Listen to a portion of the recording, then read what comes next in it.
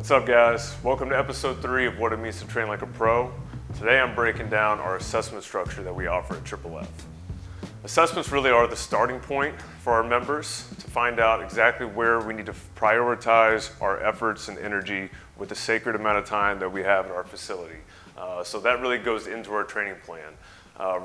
Never will we have a situation, I say never, but rarely will we have a situation where athletes come in and just start training right away with us really having never seen them perform before, having not really assessed their physical attributes and just not knowing kind of where to start them. Because as you know, there's a million drills out there, there's so many different sets and reps and loads and volumes, but if we don't know anything about that athlete, then we really can't give them the best training plan to make sure that the time is best spent and it's really the most optimal and healthy training session going forward. And if you guys have tuned in to episode 1, remember me speaking in length about long-term athletic development and why that's just so much more ideal than just short-term training sessions.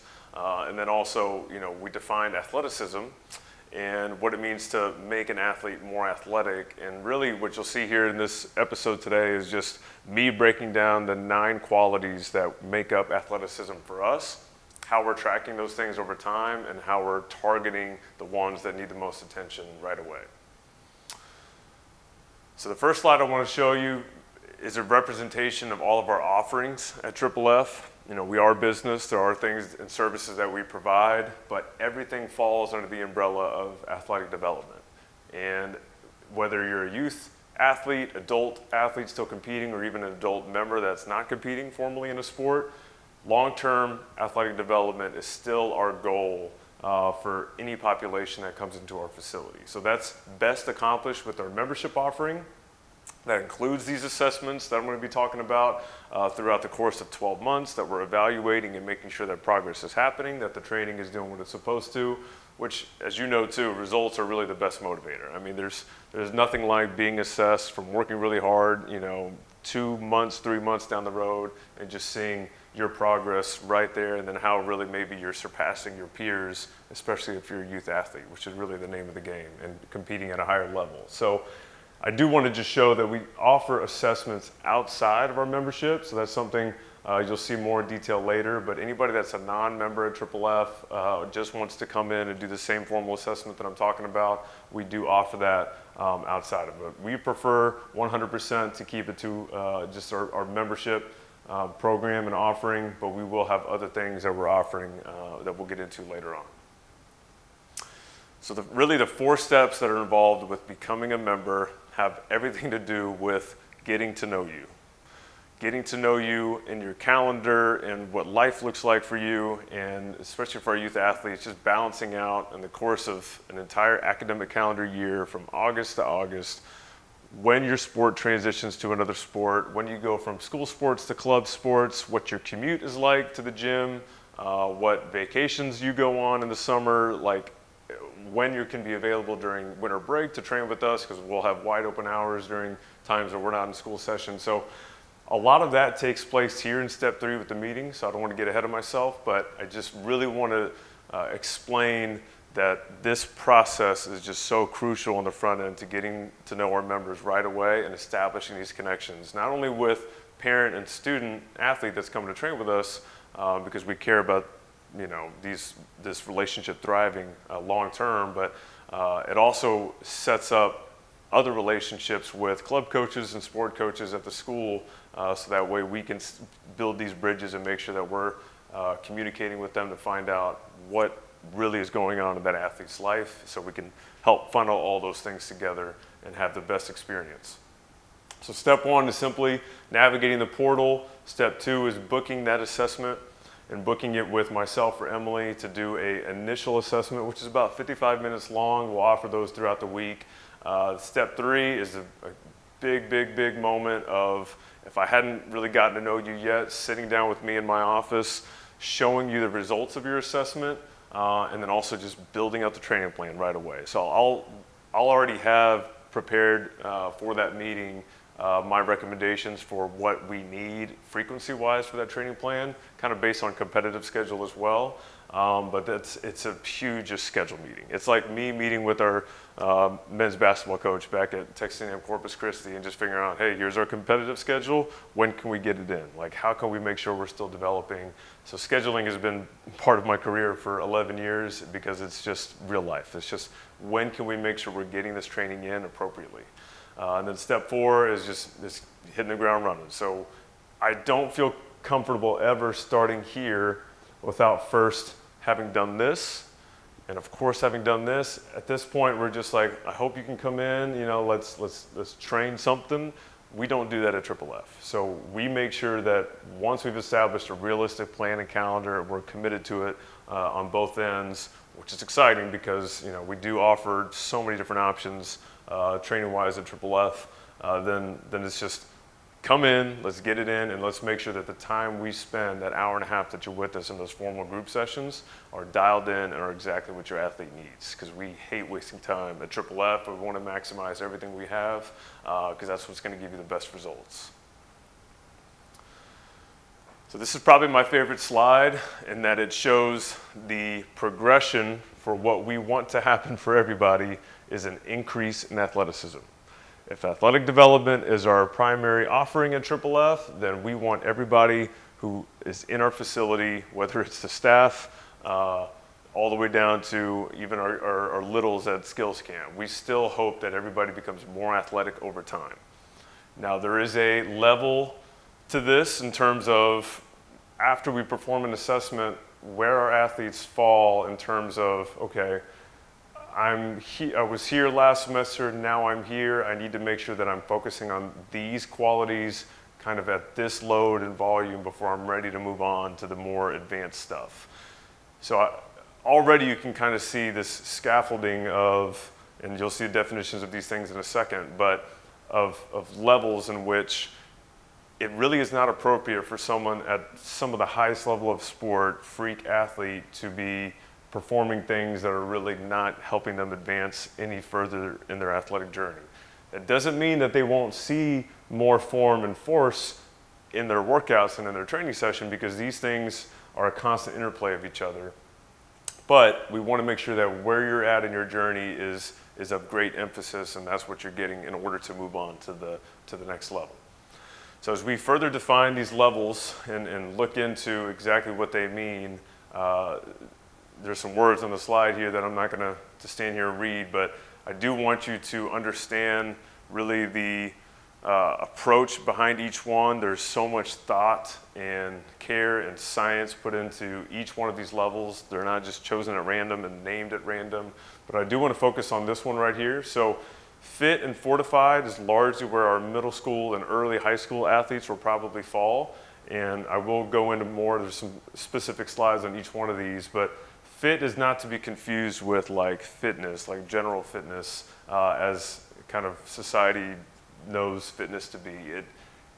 In this context, fit represents fit for sport. So kind of like with the military, like you're physically fit for duty, you're fit to perform at the next level. So fit really represents, am I really strong enough, fast enough, mobile enough to really perform at the junior varsity level or the varsity level of sport. So typically, fit is still climbing the ranks of good movement patterns and just meeting really the kind of the baseline requirements of strength, whereas fortified really highlights the force output. And we'll get into these other ones here in a second.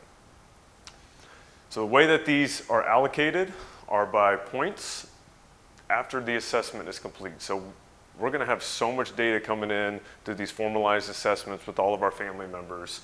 And I do have over 4,000 data points from my time at GAC in the 6 years that we were measuring athletes.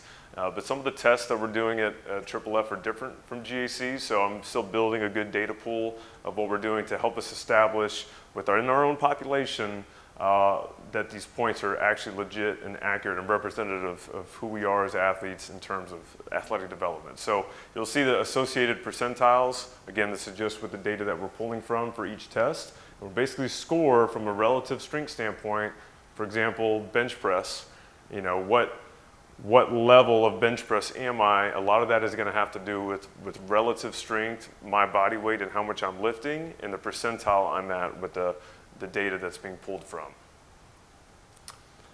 Once these points are allocated individually per test, there then will be a total score at the end. So these are the 9 athletic qualities that we're measuring, and that total score will really slot in an athlete into one of these levels of foundation, fit, fortified, fast, and freak. And then they'll follow that program when they come into the facility.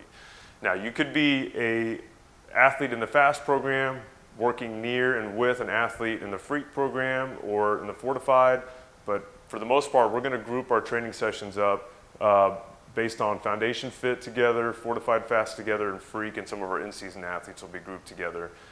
This is just still a kind of an outside lens approach to loading and our weight room stuff for what we need for that athlete to focus on in terms of volume, intensity, speed, these kinds of things. It doesn't completely fill the void of what about certain agility drills I need to be working on, or maybe my speed profile or jump profile. So even within an athlete's program, if they are following the fortified kind of lifting structure, they still will have individualized prescriptions in there for some of their jumping, some of their sprinting, some of their mobility and things like that. So it's not just a full-blown, I'm in the fortified, I'm doing everything that the fortified program is being offered. This is more to do with the strength and loading patterns.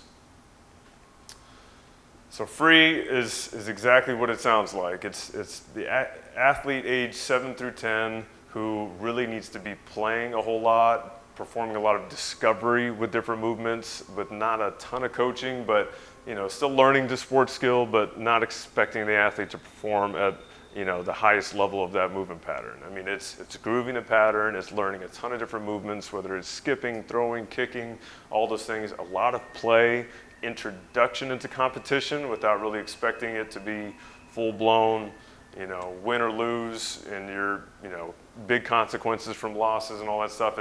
We want to make sure that psychologically we're introducing these things in an appropriate level. But of course, there's winners and losers and everything. We just have to make sure that these athletes in this age group are still enjoying their sport and having a positive experience with it. Foundation is where we'll see a decent amount of athletes, especially on the front end, who have never really performed some of the training that we've done. And my goal is to get them out of this as fast as possible. So I want athletes who are in the foundation program to graduate quickly without rushing it, if that makes sense. So there's a way to make a process happen quickly without rushing it, and that's my goal. Is I want to teach something like a hang clean or a jump or a squat as quickly as I can, and then the athlete adapts to it quickly so we can continue to load and do the right volumes later on. So this really is heavy on movement efficiency, and I've done this for a long time. I'm pretty confident in my ability to get an athlete through this quickly, but this never leaves as a priority. So movement efficiency, again, we're not rushing it, but we want to establish it quickly, but it's never something that's like, okay, it doesn't matter anymore. It always matters. So that's why it's called the foundation. And without this taking place first, then everything else really is liable to breaking down and no longer being done at a healthy pace. So we really want to make sure that the foundation is established. Fit, going back to my early kind of delineation between what we're using this word for within the scope of athletic development and what kind of you typically hear fit or fitness being used for, really just want to send the point home that if you're in this program, a lot of it has to do with relative strength. Like, how well am I tolerating force in the ground over time and consistently? So this is taking foundation and then performing those same tasks consistently with introducing a lot of volume.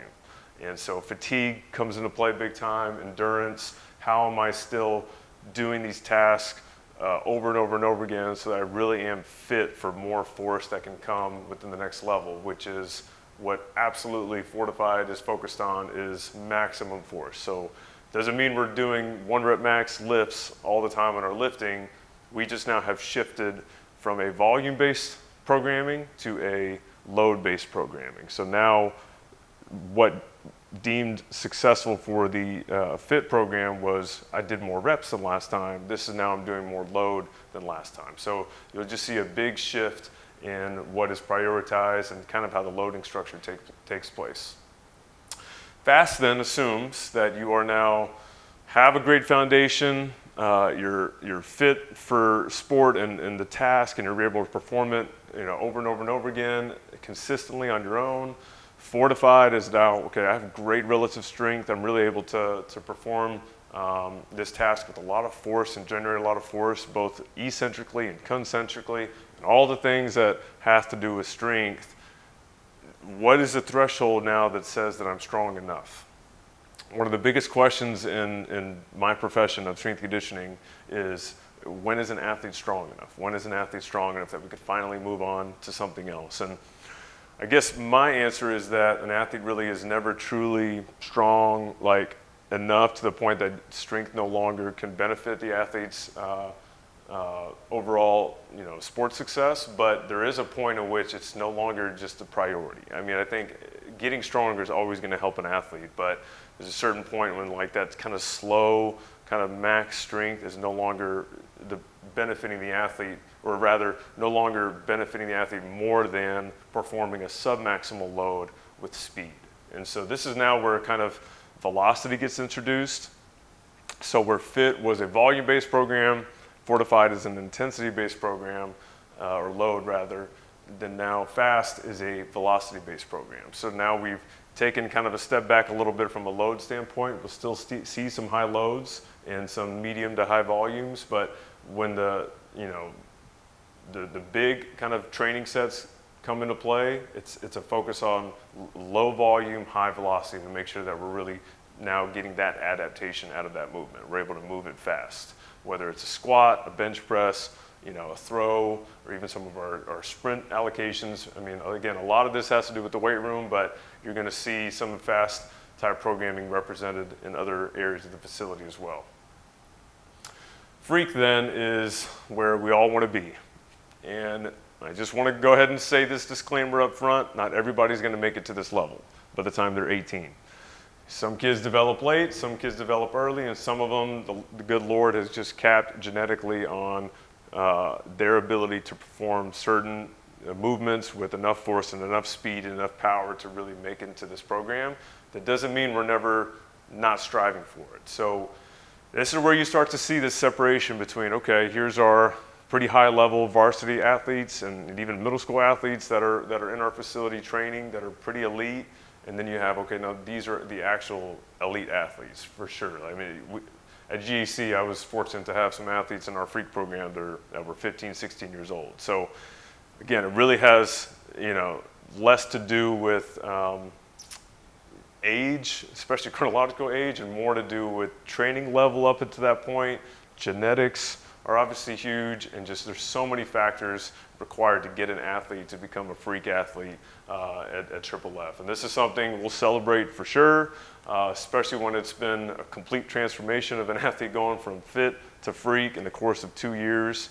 It's really, challenging to predict how fast that growth will take place. And again, we're not ever going to rush that process, but we do want every athlete to experience freak type qualities of athleticism, and some athletes may be freak at speed and agility and elasticity, but not freak in mobility or strength or aerobic fitness or some of the other qualities that we have. And that's okay. We're in the business of maximizing all these qualities, but especially the ones that impact that athlete's sport the most. It's going through this process and seeing, who really can make it to this level. And the chances are, if you make it to the freak status or level in our program, then you're probably a collegiate athlete. So, and that's what happened at GEC, where within our point system and how we strategically did all these measurements and evaluations, the athletes that really made it to the freak level probably had a scholarship waiting for them, where they walked on to a good program, where they were a Division II or Division III athlete, a good athlete. So this is our goal for everybody. We want to produce as many freaks as we can within a healthy and positive training plan. So here this breaks down further the process of kind of form, force, and function.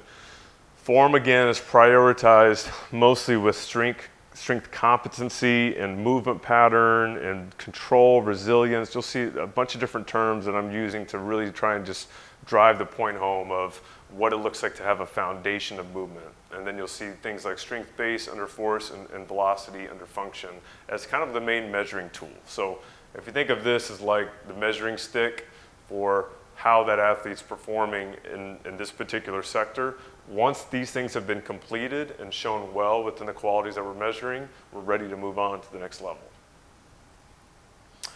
And this is also a representation of what each looks like from a programming standpoint. So I'm not going to get into all these. We're going to do another episode on just training and programming. But for you to just get a visual of what a foundation athlete goes through the course of, 4 to 6 months versus what a fortified athlete goes through the course of 4 to 6 months. And the progress is still always starting with some sort of base and competency on the front end. And if we're consistent and our athletes are coming in and meeting their training plan session goals of 2-3 times a week, depending where they are, hopefully if it's an off season, then we're advancing and we're moving on and we're adding more qualities and robustness to that athlete's athleticism. So now we're going to get into the actual specific assessments, the structure and the schedule of them. So structure, pretty straightforward. Our initial assessment is about 55 minutes long, consisting of the 9 qualities at a pretty base level, because we're not taking an athlete super deep into a jump analysis with a bunch of different loads if we're not even sure that athlete is even appropriate for them to do some of those layers of that test. But we will touch on all of these qualities to give us something in a 55-minute span. Whereas this one right here is the formal assessment process that takes place in the fall and in the winter and the spring. And for athletes to be on a 12-month basis with us means that they're getting these formal assessments based on their schedule when they're able to come in and schedule it with us throughout the course of a year. So this is just a quick schedule showing when we're doing these assessments formally for our members. As far as doing an assessment for non-members, it's going to look more like our initial test that I talked about. That's the 55-minute version. Where this one's a full-blown 75 minutes, a test that a fit athlete in the fit program might perform would be different than a freak athlete. The freak athlete is going to be assessed to a deeper degree. That's just how it goes. It's up to me to figure out and keep track of all the different assessments that we're performing so I can really get as deep as I can for our more advanced athletes, because doing the same test over and over again is great to show progress, but there's a certain point for some of our advanced athletes where we really need to dig in and just look at, okay, how much, what next layer do they need to be focused on? And we're going to get that in our 75-minute assessment. So this is a good depiction of the 9 qualities, in that really in the session we start with body composition, move on to flexibility, movement quality, strength, power, elasticity, agility, speed, and fitness at the end. So this is really what we touch on in one 55-minute or 75-minute session, and everything's established on the front end of how deep we go with each one of these. So I'm just going to quickly go through these 9 things. We're going to have more footage and actual depictions of what technology we're using for each of these 9 qualities later on when the facility's open. But I at least wanted to show just briefly how we're actually measuring these 9 things with which test. So for body composition, it's all of your anthropometric stuff: height, weight, wingspan, predicted adult height, biological age, which is huge for youth athletes. So there's a difference between chronological age and then biological age. Biological age is a measure of an athlete's maturity with what their predicted adult height is and where they're at in relation to that at that point in time. And some athletes are early bloomers, so they're beyond their predicted adult height for that age. They're not, obviously their predicted adult height's here, but they're closer to it than some other athletes who are kind of the late bloomers, right? So we actually are assessing that and just seeing where our athlete is, even just in terms of growth spurt, peak height velocity, and those kinds of things. Next, we're going to look at, very importantly, how mobile or flexible an athlete is with an 8-test screen that I developed back at Texas A&M Corpus Christi 8 or 9 years ago with our athletic training staff and some physical therapists. And this is just a really quick way to look at 8 different movements that are both local and global to figure out, okay, from a mobility standpoint, and we're prescribing these things, what area of the body do we really need to focus on? Movement quality is primarily these two, but we're assessing movement quality on literally everything, but really formally in our sessions, we're looking at squat and sprint. We're taking pictures and video of these things and we're tracking them because these movements can be so complex that if we're doing what we need to improve the movement pattern of these two movements, then chances are we're going to clean up a lot of other things. Strength was really funneled into, strength is obviously very comprehensive across the board with our entire bodies, but bench press, split squat, and chin up are the core strength exercises that we're using to evaluate strength, not just max strength, but also sub-maximal strength with velocity, power, repetitions if you're in the FIT program. So this is where you're starting to see some of the layers of how we're actually doing these assessments, but we're getting a lot out of these three different movements. Next we have power, which is represented with our counter movement jump as well as a block clean pull.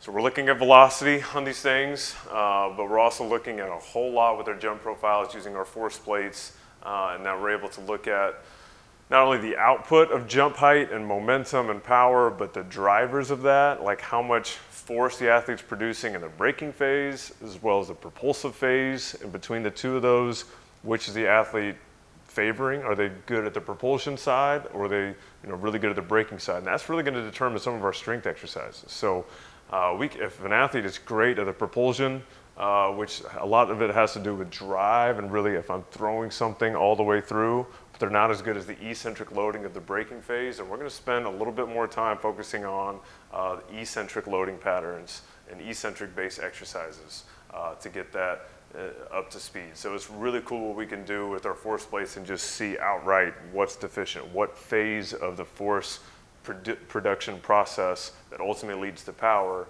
is lacking. And so power is the end goal always. I mean, the more powerful an athlete is, it means that they could produce more force in less time, then we know that we're going to be more successful on the field.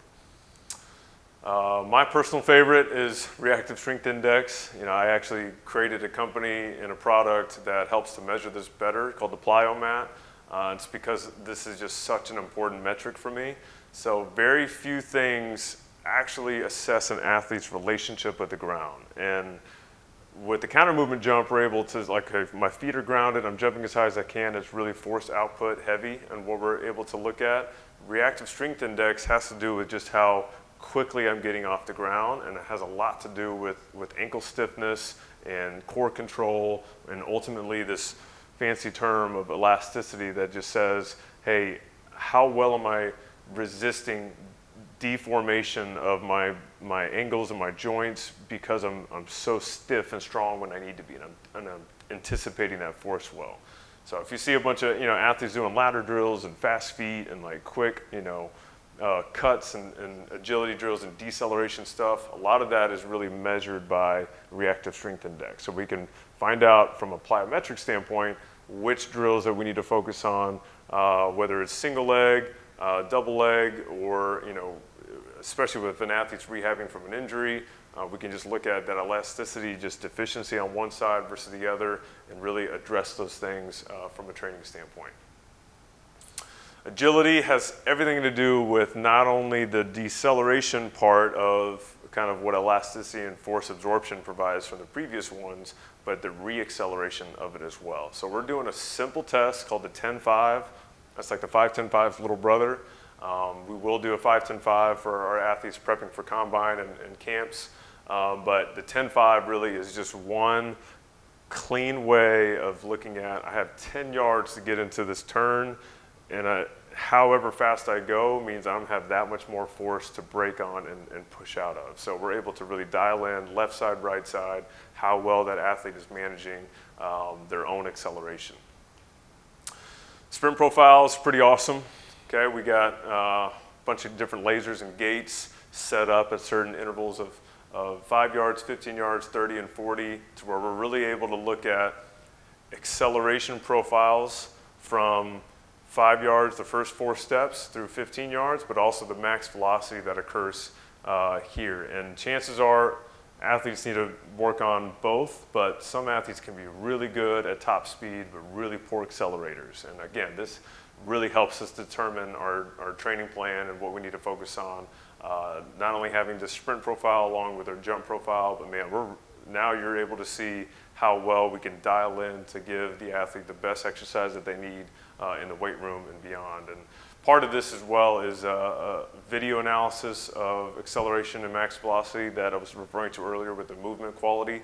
We just saw the eyeball here looking at sprint. We're able to really diagnose some key issues technically with acceleration and max velocity, and hopefully address those as well as within our training sessions. And then lastly, we have aerobic fitness. So I've established a gasser test. Gassers are pretty common in football. Really, it's running, it's sprinting, and very few things get your heart rate up more than running fast. And so the cool thing about the gasser test is really kind of a modified distance of it. You know, we'll use it in our turf field out back behind the building. It's clean. We're able to look at exactly what rest periods we have in between these, and it's basically like this ladder effect. And what we're looking at is simply resting heart rate before we started, max heart rate that we achieved at some point during this pyramid here, percentage of max heart rate within each one of these distances, really how they're tolerating each of these sprint loads, as well as the rest that's allocated in between. So it's really strict rest periods, and then heart rate recovery. Before they run that next sprint, how well have they recovered from a cardiovascular standpoint? And so all of these things will help us establish any extra conditioning that we need to prescribe for our athletes to develop the cardiovascular system. So to conclude, evaluation is then kind of the second half of the assessment process. So, you know, we've got all these tests and all this data, you know, what does it mean? So my job from now until the end of time is to make sure that once we go through these formal assessments, are we tracking in the right direction? Is our training plan doing what we're supposed to? And there's so much too that takes place outside of the facility, such as practices and lifestyle choices of sleep, recovery. My job is again to make sure that we're tracking in the right direction and we're seeing the results that we want to see. And once we get enough data, we're going to be able to predict some pretty amazing things of where an athlete should be when he's currently at this, he or she's at this point in their athletic journey, and where we expect them, you know, by the next semester. Very realistically, whether it's gaining muscle mass or speed improvements, and because we just have the data. I mean, we'll simply have so much data to drive our decisions, and I just want that to be clear for all of our parents and athletes and even other practitioners that are evaluating how we operate at Triple F. It's so evidence-based and data-driven because I don't really know any other way. Like, we have to make sure that the decisions we're making are based on the actual numbers, and we just have to be so protective of how we assess these things and evaluate them, because we want that data to be really good quality data, because it's just crucial to everything we do going forward. And I hope that none of these 9 qualities really were complex in any way. Another part of my job is to make sure that whenever we are assessing something, and it could be informally, we have the vertical jump mat out, kids are just getting after it, having fun in the middle of their session, that everyone's buying into improvement and outputs in these things, but also we're never neglecting the quality of that movement as well. So I hope that you're able to grasp that within, you know, this episode of the 9 qualities, and that it's quantitative data is good and outputs and performance is great, but we're not ever neglecting the foundational pieces of movement efficiency that really are the bedrock for long-term performance for any of our athletes. And so it's really exciting what we're able to do, and I can't wait to take you guys through a full assessment and get to know you, because I've already done about 16 with our members so far, and it's amazing the kind of information we can get from just these 9 qualities and figuring out exactly where an athlete is and just having that conversation. So I hope you enjoyed this episode. Tune in for episode 4, where we'll be discussing training and actually how all of this gets manifested into a training plan and a training session. So stay tuned for the next one.